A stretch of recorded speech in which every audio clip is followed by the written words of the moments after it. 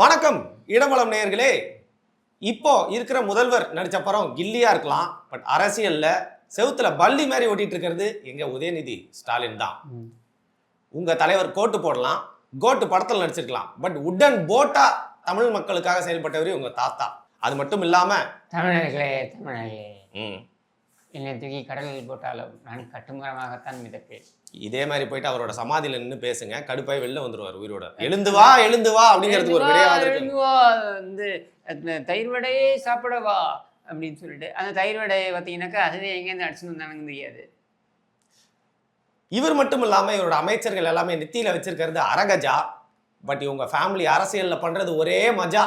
அவங்க அரகஜா வச்சிருக்காங்க நெத்தியில, இன்னுங்க புத்தியில இருக்கிறதெல்லாம் ஒரே கஜகஜா தானே. என்னங்க கஜகஜான்னு? அரகஜா எங்க இருக்கு, கஜகஜா எங்க இருக்கு? சம்பந்தமே இல்லாம அதுதான் சொல்றேன் நான். அதான் திமுக, இதாண்ட திமுக, இதான் திமுக. உதய் நான் தம்பிடா, திமுகல எல்லாருமே தங்க கம்பிடா அப்படிங்கிற மாதிரி உதய் நான் பேச்ச ஒளிபரப்புறதுக்கு பயந்துட்டு தான் வந்து நிறுத்தப்பட்டது நேரலை. ஏன்னா அவங்க உதயனா ஒரு அரசியல் பேரலை அப்படின்னு சொல்லிட்டு, உங்க தலைவர் வந்து சினிமாவில் ஆட்டம் போடலாம், பட் எங்க உதயனா ஆட்டத்தை ரசிகர் மன்றத்தோட ஆட்டத்தை பார்த்துருப்பீங்க, பட் சட்டமன்றத்தில் உதயனா ஆட்டத்தை பார்த்துட்டீங்கன்னா நாங்கள் உதவாநிதி ஆட்டத்தை தான் நாங்கள் பார்த்தோம். என்ன பார்த்தீங்க? ஆட்டமா ஒரு ஆடினாரே ஒரு படத்துல ஓகே வேணாம் மச்சான் மேலே ஒரு அமுக்கு கீழே ஒரு அமுக்கு, இது ஒரு டான்ஸு. ஏங்க ஒருத்தருக்கு ஒரு ஒரு ஒரு வயசுல ஒரு மெச்சூரிட்டி வரும். இதே ஸ்டெப்பை எத்தனை வாடி போட்டுட்டு இருப்பீங்க? அதான் நானும் கேட்குறேன், இதே ஸ்டெப்பு தான் நீங்க பண்றதை பார்த்தா தெரியாது. அது அமுக்கிறது, அது அமுக்குன்னு வேற சொல்லி காட்டி அது கோட் சூட் போட்டு வந்து பாத்தீங்கன்னா வந்து ஒரு சூப்பர்மேன் மாதிரி வந்து விஜய் அவர்கள் உட்காரலாம். சரி, ஆனா எதிரில் எந்த சூப்பர் பவருமே இல்லாம வித் நாலேஜோட பேட்மேன் மாதிரி வந்து இந்த டிஷர்ட் மாட்டிக்கிட்டு வந்து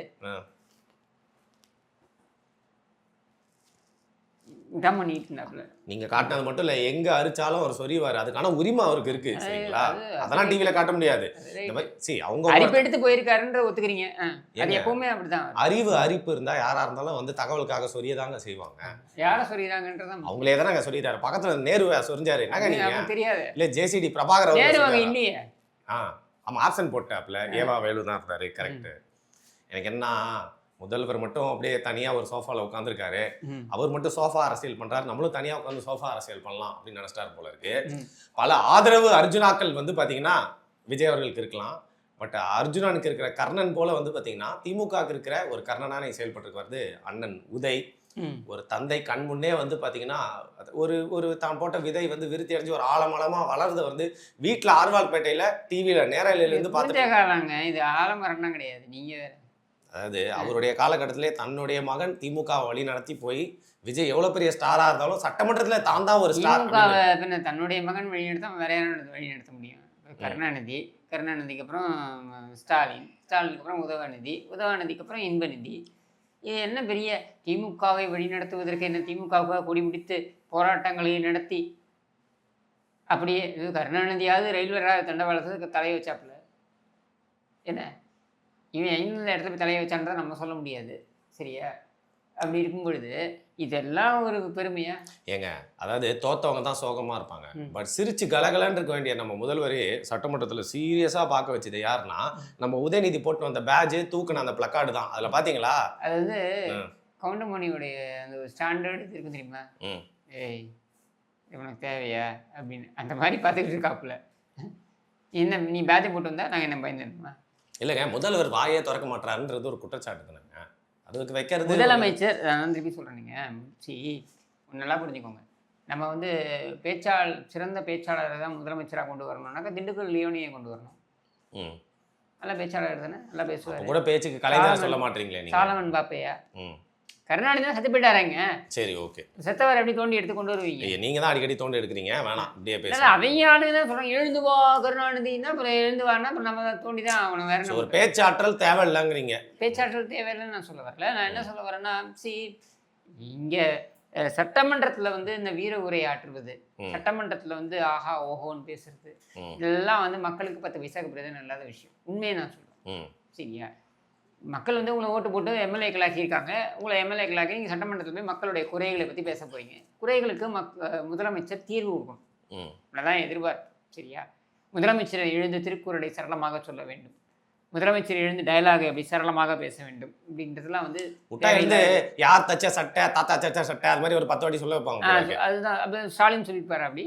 அவர் சொன்னது எல்லாமே அப்படித்தானே சொல்லியிருக்காரு. என்ன சொன்னாரு சொல்லுங்க. எது சொல்லியிருந்தாலும் நல்லதா தாங்க சொல்லியிருப்பாரு. எழுந்து நின்று நீ இது வரைக்கும் பார்த்தீங்கன்னாக்க இந்த கொலைகள் நடந்தது, இது லாக்அப் மரணங்கள். ஆமாம், லாக்அப் மரணம் விக்னேஷ் அப்படின்ற ஒரு இளைஞன் லாக்அப் மரணம் நடந்தபோது இதே முதலமைச்சர் இதே சட்டமன்றத்தில் என்ன பேசினார்? அது தைரியமாக ஒளிபரப்புறாங்க.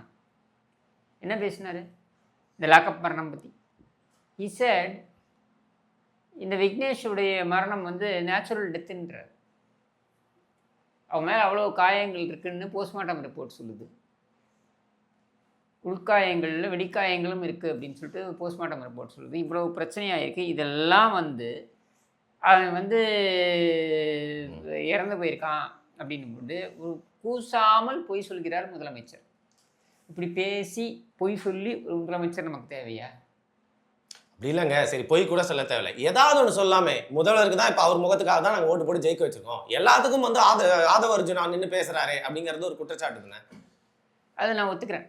என்னன்னா சட்டமன்றத்தில் என்னன்னா இவங்களுக்கே சொல்ல தெரியல, பதில் சொல்ல தெரியல. இப்போ அவன் வந்து எழுந்து பேசுகிறான். யார்? இந்த சிவசங்கரன்.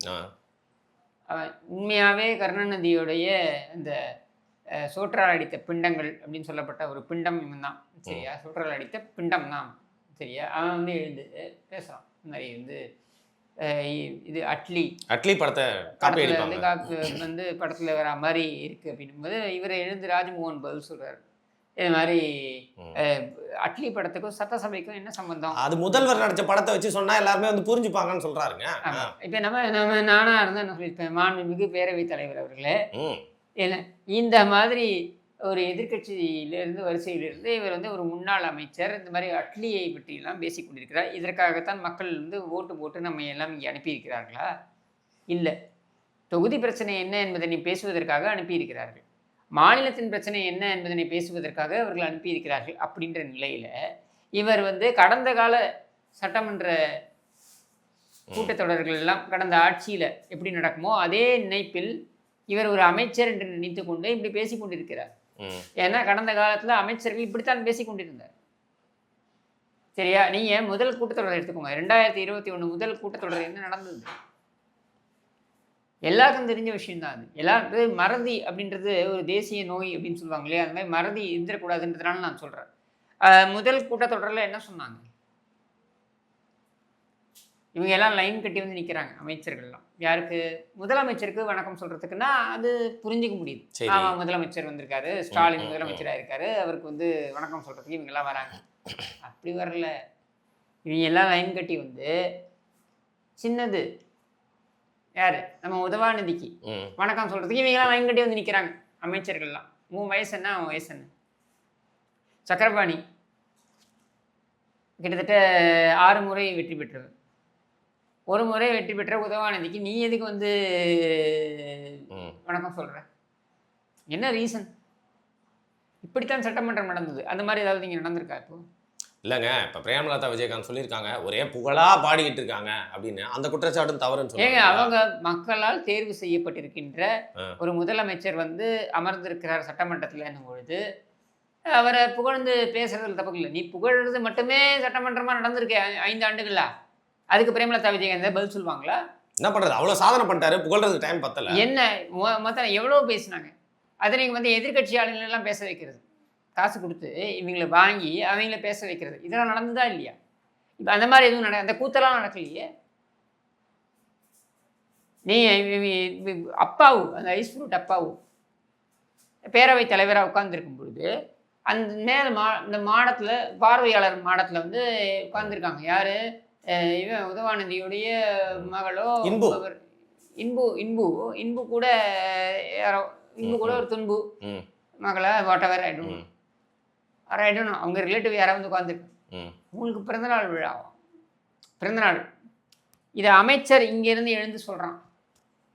இவன் அமைச்சர் இவன் எழுந்து சொல்கிறான் அவருடைய பிறந்தநாள், அவருக்கு வாழ்த்துக்கள் அப்படின்னு. அந்த மாவட்டத்தில் இருக்கிறவங்களுக்கு பிறந்தநாள்.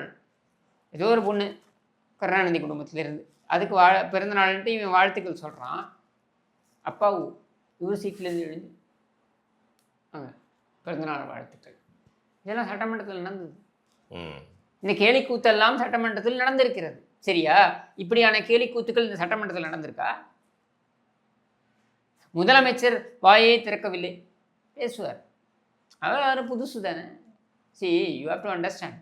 அவர் என்ன அப்படியே சட்டமன்றத்தில் எம்எல்ஏவாக இருந்து, ஏன் பல ஆண்டுகள் எம்எல்ஏவாக இருந்த ஸ்டாலினாலேயே தானே.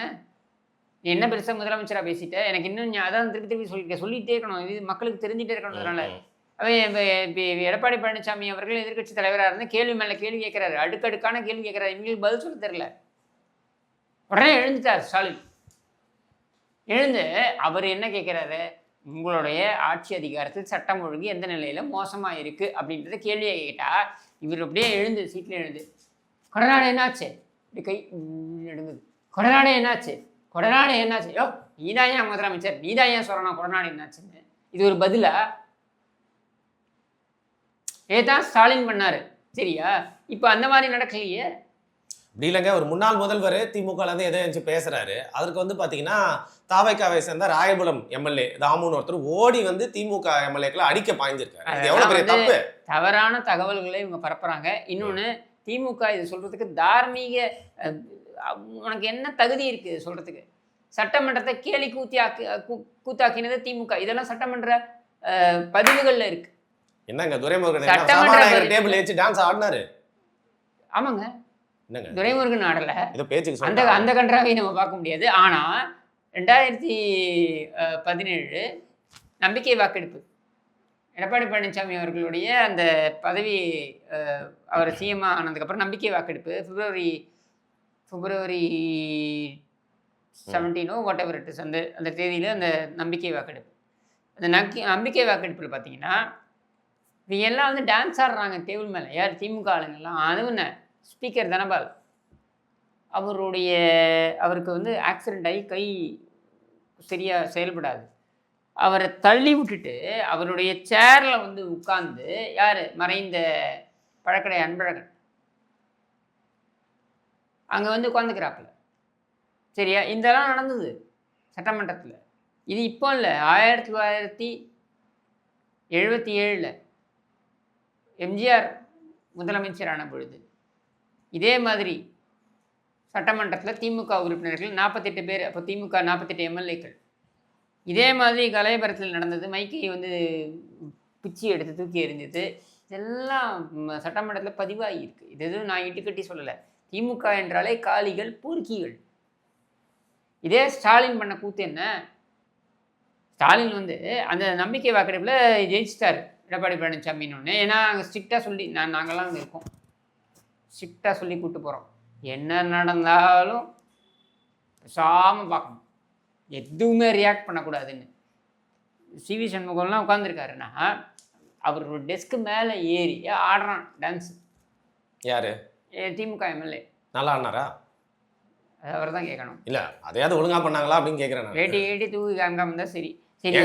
அந்த பிரச்சனை பத்தி எனக்கு தெரியும். அதுல ஸ்டாலின் அவர்களை வந்து ஸ்ட்ரெச்சர்ல வச்சு தூக்கி போற மாதிரி அலேக்கா தூக்கி போய் சட்டை அதுதாங்க. இது நடந்ததா? இவங்க எல்லாம் வந்து உட்காந்து ஒரே கலட்டா நடந்ததா?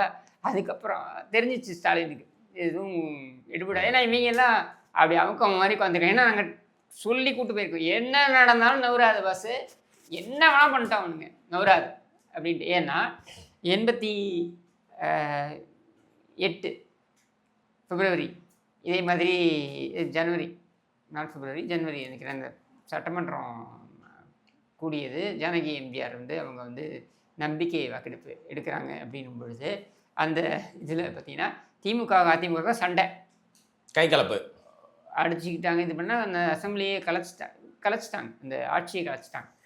அந்த மாதிரியான ஒரு சூழல் வரக்கூடாதுன்னா அவங்க திமுக இதை செய்யும், திமுக இதைத்தான் செய்வார்கள், ரவுடித்தனத்தில் ஈடுபடுவார்கள், அவர்கள் காளிகள், அவர்கள் பொறுக்கிகள், அவர்கள் அதைத்தான் செய்வார்கள். சரியா? அப்போ அதை செய்வார்கள் அப்படின்னு சொல்லி அப்படியே அவங்கள வந்து என்ன நடந்தாலும் நவராது அப்படின்னு சொல்லி ஒருத்தர் இப்படி அப்படின்னு நவரல, அப்படியே உட்காந்துருந்தாங்க. இவனுக்கு என்ன பண்ணுறதுன்னு தெரியல. உடனே ஸ்டாலின் பாத்ரூம்குள்ளே போனாப்புல, தான் சட்டையை தானே கிழிச்சிக்கிட்டாப்புல. சரியா? யாரும் கிழிக்கல. யார் கிழிச்சாங்க? ஸ்டாலின் சட்டையை யார் கிழிக்க முடியும்? நீ யோசிச்சு பாருங்க.